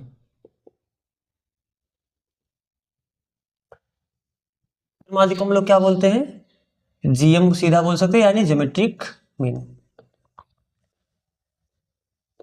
इसे हम डायरेक्ट जीएम भी दर्शाते हैं। ठीक है, आपको इसके पहले बताए थे समांतर माध्य को आप एम से दर्शाते हो और गुणोत्तर माध्य को आप जीएम से दर्शाते हो। तो क्या होता है गुणोत्तर माध्य? मान लो आपको दो संख्या पता है, एक संख्या है ए और एक संख्या है बी। तो एक ऐसी संख्या, मान लो उस संख्या को हम क्या कर देते हैं, सी। तो एक ऐसी संख्या जो इन दोनों के बीच में रखा जाए और फिर भी ये तीनों नंबर मिलकर एक गुणोत्तर श्रेणी बना दे, ऐसी संख्या को हम क्या कहते हैं, इन दोनों संख्याओं का गुणोत्तर माध्य। बात समझ आ रहा है ना? तो गुणोत्तर माध्य क्या है? गुणोत्तर माध्य एक ऐसी संख्या है जिसे दो संख्याओं ए बी के बीच में रखा जाए और उसके बाद वो तीनों संख्याएं क्या बन जाए, एक गुणोत्तर श्रेणी का निर्माण कर दे। अगर ये सी गुणोत्तर मतलब सी रखने के बाद, इन दोनों के बीच में सी रखने के बाद ये गुणोत्तर श्रेणी का निर्माण कर रहा है, तो आपको पता है गुणोत्तर श्रेणी में क्या होता है, दूसरे पद में आप पहले पद का भाग देते हो तो ये वही आता है जो तीसरे पद में आप दूसरे पद का भाग देते हो, यानी बी अपान सी। बात समझ आ रहा है ना? तो क्या आप यहाँ से क्रॉस मल्टीप्लाई कर सकते हो? जब क्रॉस मल्टीप्लाई करो क्या हो जाएगा, सी स्क्वायर बराबर ए बी। तो अगर यहाँ से आपको बताना होगा सी, तो सी बराबर क्या हो जाएगा, अंडर रूट ए बी। यानी अगर एक संख्या ए है दूसरी संख्या बी है तो उसका जो गुणोत्तर माध्य आएगा, यही सी आपका क्या है, गुणोत्तर माध्य है, जीएम है, ज्योमेट्रिक मीन है। तो जो एक नंबर है सी, ये गुणोत्तर माध्य ये किसके बराबर होगा, अंडर रूट ए बी के बराबर होगा। जैसे अगर आपसे कोई पूछे कि एक संख्या है 2 और एक संख्या है 8, इन दोनों संख्याओं का आप गुणोत्तर माध्य बताओ, तो इन दोनों संख्याओं का जो गुणोत्तर माध्य होगा कितना हो जाएगा, अंडर रूट 2 गुणे 8 यानी अंडर रूट 16 यानी 4। तो इनका जो गुणोत्तर माध्य है वो कितना आ जाएगा, 4। यानी अगर इनके बीच में आप 4 रखो तो क्या देखो, ये एक ज्योमेट्रिक प्रोग्रेशन बना रहा है, गुणोत्तर श्रेणी बना रहा है, 2 दूनी 4, 4 दूनी 8, तो हो गया कि नहीं? तो इस प्रकार से यही होता है आपका गुणोत्तर माध्य। तो बात समझ में आ रहा है ना? तो गुणोत्तर माध्य का मतलब ऐसी संख्या जिसे दो संख्याओं के बीच में रखा जाए और वो किसका निर्माण कर दे, गुणोत्तर श्रेणी का। समांतर माध्य में क्या था, ऐसी संख्या जिसे, मान लो एक संख्या है एक संख्या भी, अगर आपको इसका समांतर माध्य चाहिए तो समांतर माध्य का मतलब एक ऐसी संख्या जो जिसे इन दोनों के बीच में रखा जाए और वो समांतर श्रेणी का निर्माण करते। समांतर श्रेणी का मतलब क्या होता है, दूसरे में से पहले को घटाओगे ये वही आना चाहिए जो तीसरे में से दूसरे को घटाओगे। तो अगर यहां से आप सी माइनस सी धरा के क्या आ जाएगा, प्लस सी, और माइनस से उधर जाके क्या आ जाएगा, प्लस सी। तो क्या यहां से आप लिख सकते हो 2c बराबर a प्लस बी, तो यहां से आप लिख सकते हो c बराबर a प्लस बी बटे 2। तो आपको पता है ना कि जो अर्थमेटिक मीन होता है यही होता है a प्लस बी बटे 2, और अभी आपने देखा जो गुणोत्तर माध्य होता है, ज्योमेट्रिक मीन होता है, वो क्या होता है, अंडर रूट ए बी। तो आप याद रखना कि अगर दो संख्या a और b है तो उनका जो समांतर माध्य होगा वह a प्लस बी बटे 2 होगा और उनका जो गुणोत्तर माध्य होगा वह अंडर रूट ए बी होगा। क्लियर है? तो अगर आपको ये कॉपी करना तो आप इसे कॉपी करो, फिर हम इसके अगले कॉन्सेप्ट की तरफ बढ़ते हैं। अब आपको एक चीज ये देखना कि जैसे कभी कभी आपको ये क्वेश्चन, आप इसे लिख चुके हैं, कभी कभी आपको ये क्वेश्चन देता है, एक नंबर है ए और एक नंबर है क्या, बी, इनके बीच में ऐसी n संख्याएं, कौन कौन सी n संख्याएं रखी जाए ताकि वो पूरा सीरीज मिलके क्या हो जाए, एक गुणोत्तर श्रेणी हो जाए। तो समझ, मान लो इनके बीच में कितनी संख्या रखना है, n संख्या रखना है। तो जो पहला संख्या वो है G1, जो दूसरा रखोगे वो क्या हो जाएगा, G2, G3, G4, और ऐसे ऐसे आपको कितनी संख्या रखना है, n संख्या रखना है, तो ये आपका क्या हो जाएगा, Gn। और ये सब मिलके क्या बनाना चाहिए, एक गुणोत्तर श्रेणी।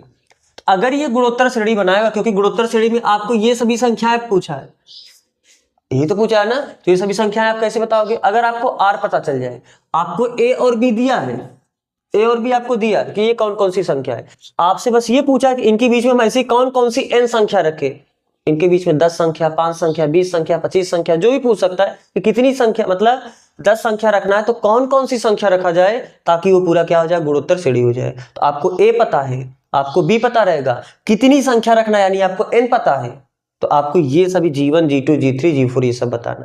तो अगर आपको R पता चल जाए यानी सार्व अनुपात, तो पहले में R का गुणा करोगे आपको दूसरा पद मिलेगा, फिर इसमें R का गुणा करोगे आपको ये मिलेगा, फिर इसमें R का गुणा करोगे आपको अगला पद मिलेगा। तो केवल R पता चल जाए तो आप अपना काम बता सकते हो। तो कैसे? अगर ध्यान से देखो, इनके बीच में n संख्या रखना है और ये एक संख्या ऑलरेडी है, तो क्या यहाँ तक n+1 पद हो चुके होंगे?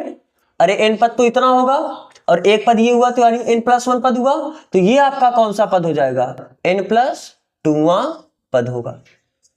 ये बात समझ में आ रहा है कि नहीं समझ में आ रहा है? क्योंकि देखो ध्यान से देखो, यहां से यहां तक कुल कितने पद है, n पद है, और इसके पहले एक पद आपका ए है, तो यहां से यहां तक कुल कितने पद हो गए, n+1। तो ये किस नंबर पे आएगा, n+2 में नंबर पे आएगा।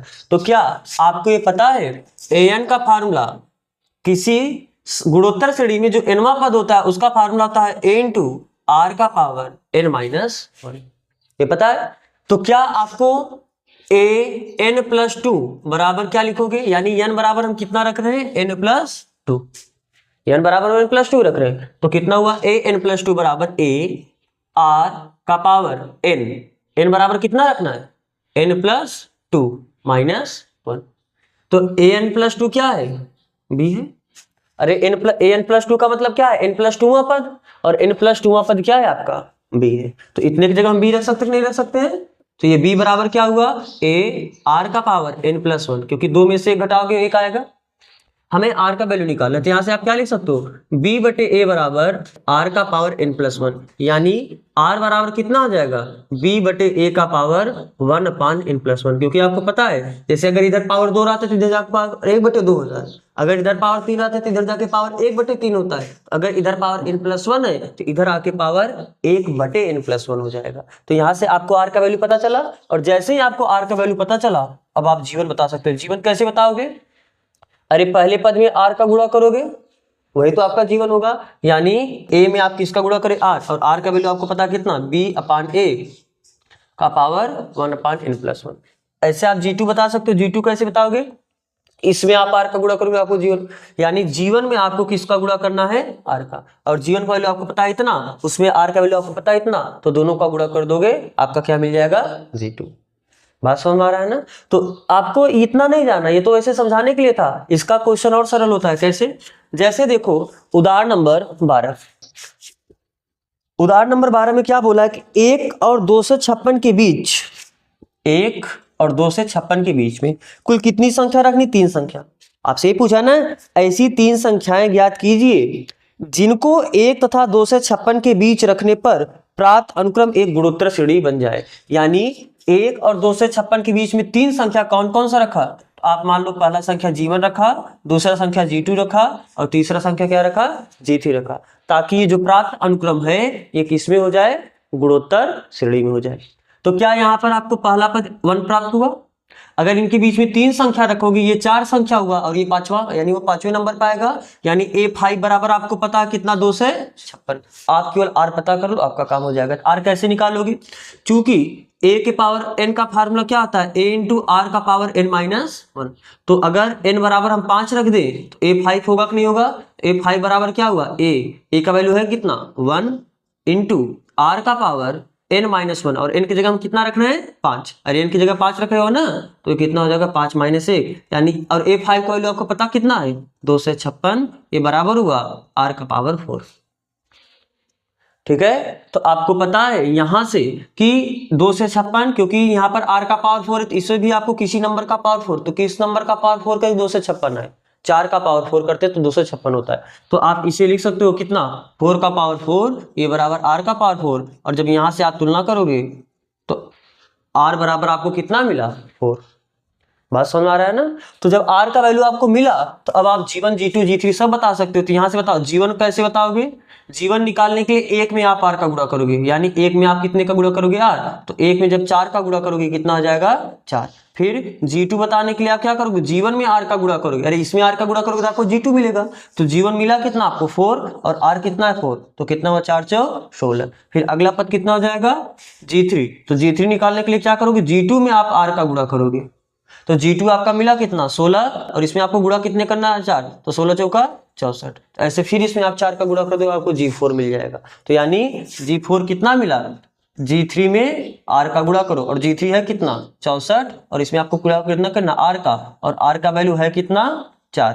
तो अच्छा, आपको केवल 3 ही संख्या लिखना था ना, तो चौथी संख्या तो वही आपका 256 ही आ जाएगा। तो यानी पहला संख्या 4 हुआ, दूसरा संख्या 16 हुआ, तीसरा संख्या 64 हुआ। तो अगर आप 1 और 256 के बीच में इन तीनों संख्या के रखोगे तो देखो ये गुणोत्तर श्रेणी बन रहा है, 1 चौके 4, 4 चौक 16, 16 चौका 64, और 64 चौका 256। तो आपको ये तो केवल ऐसे समझाने के लिए था, करना आपको सिंपल वैसे ही है। चलो, आपको ये कॉपी करना था, आप इसे कॉपी करो, फिर एक चीज आप केवल ये देख लो, समांतर माध्य तथा गुणोत्तर माध्य के बीच संबंध, यानी दोनों में कौन बड़ा होता है, इनके बीच में रिलेशन क्या है समांतर माध्य और गुणोत्तर माध्य में।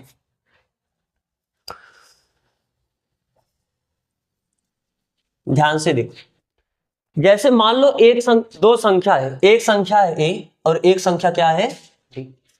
आपको पता है इनका समांतर माध्य am कितना होता है, a plus b by two. इनका गुणोत्तर माध्य यानी ज्योमेट्रिक मीन कितना होता है, अंडर रूट ए बी। आपको इसके जस्ट पहले पता चला ना, दो संख्या का समांतर माध्य a plus b by two और दो संख्या का गुणोत्तर माध्य कितना होता है, अंडर रूट ए बी। आप एक काम करो, इसे मान लो फर्स्ट और इसे क्या मान लो सेकंड। आप समीकरण एक में से घटा दो समीकरण दो को, यानी am में से आप घटा दो gm में, क्योंकि आपको बताना है कि am बड़ा होता है gm बड़ा होता है। तो दो संख्या में कोई एक संख्या बड़ा है, आप कैसे दिखाते हो, अगर पहली संख्या में से हमने दूसरी संख्या को घटाया और वैल्यू आपका प्लस आया, मतलब पहली संख्या बड़ी होगी, क्योंकि बड़े वैल्यू में छोटा वैल्यू घटाओगे तभी तो प्लस आएगा। और अगर आपने पहली संख्या में से दूसरी संख्या को घटाया और वैल्यू निगेटिव आ गया, ये कब संभव है, जब पहला वैल्यू क्या हो, छोटा हो, क्योंकि कम में से बड़े नंबर को घटाओगे तभी वैल्यू निगेटिव आएगा। तो इसीलिए हमें इन दोनों में बड़ा छोटा दिखाने के लिए हम एक काम करते हैं, am में से gm को क्या करते हैं, घटाते हैं। अब देखेंगे ये प्लस आता है या माइनस आता है। तो am है कितना, a plus b by two, और gm है कितना, अंडर रूट ए बी। तो क्या इसका गुणा इसमें a प्लस बी, इसका गुणा इसमें दो अंडर रूट ए बी बटे दो, ऐसा कर सकते हो कि नहीं कर सकते हो। इसे हम ऐसा लिख सकते हैं क्या, अंडर रूट ए का स्क्वायर, और इसे हम ऐसे लिख सकते हैं क्या, अंडर रूट बी का स्क्वायर। अरे अंडर रूट ए का स्क्वायर करो केवल ए मिलेगा, अंडर रूट बी का स्क्वायर करो केवल बी मिलेगा। और क्या हम इसे ऐसा लिख सकते हैं, दो under root A under root B बटे दो, लिख सकते हैं ऐसा। तो क्या ये देखो, अंडर रूट ए का square plus under root B का square minus two under root A under root B, यानी ए प्लस बी का होल स्क्वायर टाइप बन रहा है। तो अगर उस फॉर्म में आप लिखना चाहोगे, अंडर रूट ए प्लस अंडर रूट बी का होल स्क्वायर आप इसे, सॉरी अंडर रूट ए माइनस अंडर रूट बी का होल स्क्वायर लिख सकते हो कि नहीं लिख सकते हो इसे, और अपान क्या है 2। और आपको पता है किसी भी नंबर का स्क्वायर या तो 0 से बड़ा होता है या तो 0 के बराबर होता है, किसी भी नंबर का स्क्वायर निगेटिव नहीं आ सकता है, पता है कि नहीं बात। हाँ बहुत होगा 0, अगर दोनों नंबर a और b बराबर हो गए तो अंडर रूट ए और अंडर रूट बी भी बराबर हो जाएगा, और जब बराबर नंबर को घटाओगे तो कितना आ जाएगा, 0। तो यानी ये नंबर या तो 0 से बड़ा होगा या तो 0 के क्या होगा, बराबर होगा। यानी जो आपका am माइनस gm था ये 0 से बड़ा या 0 के क्या आया, बराबर आया। तो यहां से आप क्या बोल सकते हो, am ये बड़ा होगा या बराबर होगा किसके, gm के। अरे माइनस उधर जाकर क्या आ जाएगा, प्लस हो जाएगा। तो आप इस रिलेशन को याद रखना कि जो आपका अर्थमेटिक मीन होता है वो gm के या तो बराबर होगा या तो gm से क्या होगा, बड़ा होगा। बात समझ, बराबर कब होगा, जब दोनों नंबर बराबर होंगे, और बड़ा का अगर दोनों नंबर अलग अलग हो गए तो समांतर माध्य सदैव गुणोत्तर माध्य से क्या होगा, बड़ा होगा। समझ में आ रहा है ना। तो पहले अगर आपको ये कॉपी करना है तो आप इसे कॉपी करो, फिर हम बढ़ते हैं इसका लास्ट एक एक्सरसाइज बचा है उदाहरण नंबर 13, तो फिर उसे हम कंप्लीट करते हैं।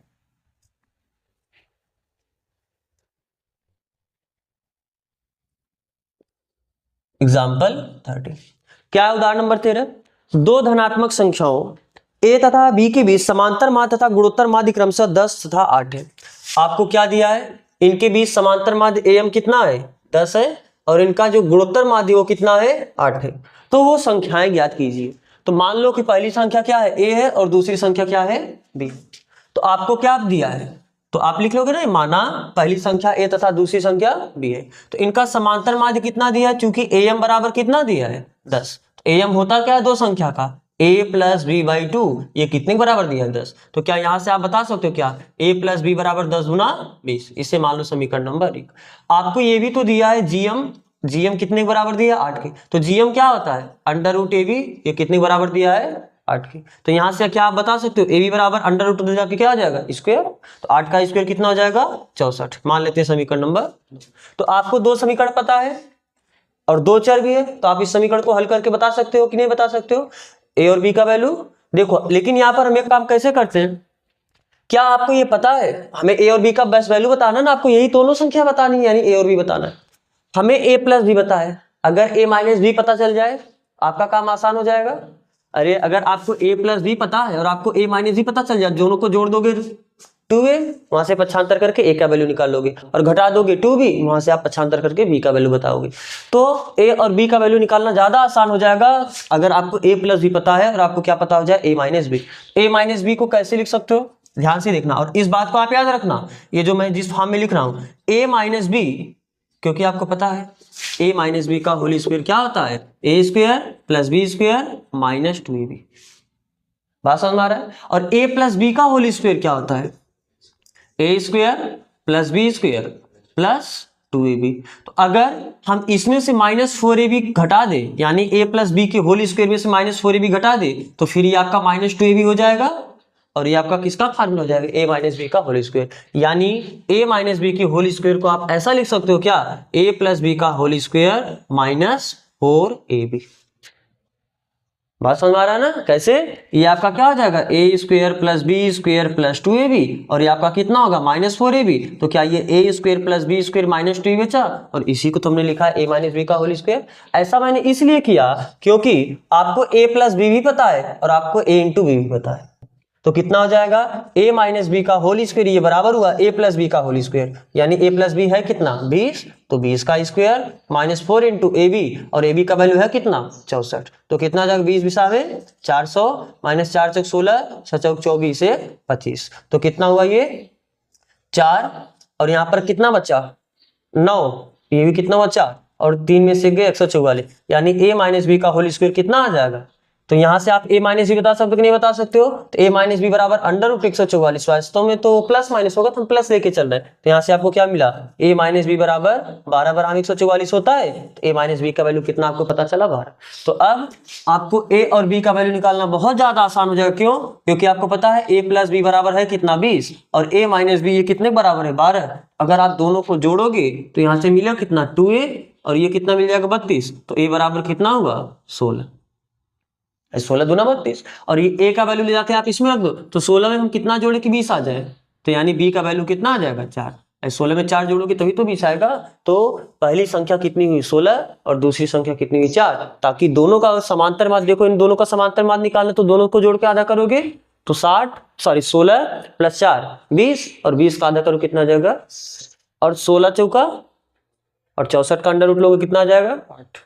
इनका समांतर माध्य 10 हुआ और गुणोत्तर माध्य कितना हुआ। बात समझ में आ रहा है ना। तो अगर आपको ये कॉपी करना तो आप इसे कॉपी करो। तो आपका एग्जाम्पल इंट्रो यहाँ पर अब कंप्लीट हुआ। तो हम लोग इसका प्रश्नावली का जो क्वेश्चन है अगले लेक्चर में स्टार्ट करेंगे। तो यहाँ तक जुड़ने के लिए आप सबका बहुत बहुत धन्यवाद।